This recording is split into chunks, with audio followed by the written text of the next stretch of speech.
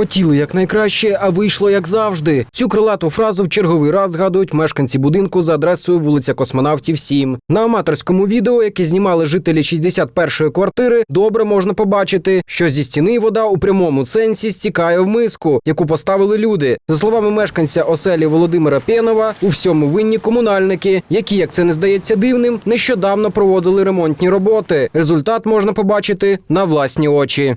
Протекает кровля вот уже несколько месяцев. То есть обращались изначально в ЖЭК, не было никакой реакции. Потом мы написали обращение на 1535.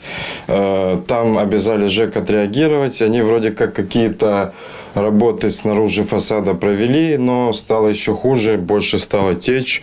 Сейчас затекает полностью по стенам, прогнивают стены, сырость, плесень, в общем.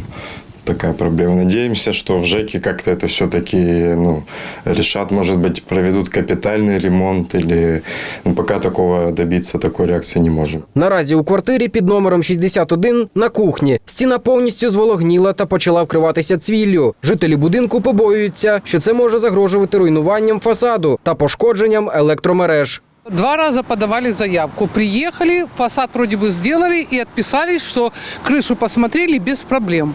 После этого пошел дождь, и оно стало течь еще намного больше, чем было. Просто ставим тазик в кухне, потому что полностью все... вы видели, что там делается. Они фасад делали и, видимо, затронули крышу. А отписались, что они проверили крышу, что там все, никаких проблем на крыше нет. Крім цього, люди додають, що вже протягом багатьох років не можуть домогтися від місцевого ЖКСу ремонту у 4-й парадній будинку, яку обійшли увагою 2 роки тому, коли проводили косметичні роботи у сусідніх парадних. 2 года назад во всех парадных, 3 парадных был сделан ремонт. В нашей парадной не было ремонта. Я лично ходила к начальнику ЖЭКа на Варнинской, ЖЭК номер 4. Он мне сказал, что денег нет, но сделаем. Потом начался коронавирус. Я 2-й раз прихожу, он говорит, мы же вам козырьки сделали. Ось така парадоксальна ситуація наразі склалася у будинку номер 7 на вулиці Космонавтів, мешканці якого й досі перебувають у подиві. Навіщо було витрачати кошти і робити ремонт, після якого доведеться знову витрачатися на ремонт? Павло Сичевський, Саймон Невинний, інформаційна служба новин.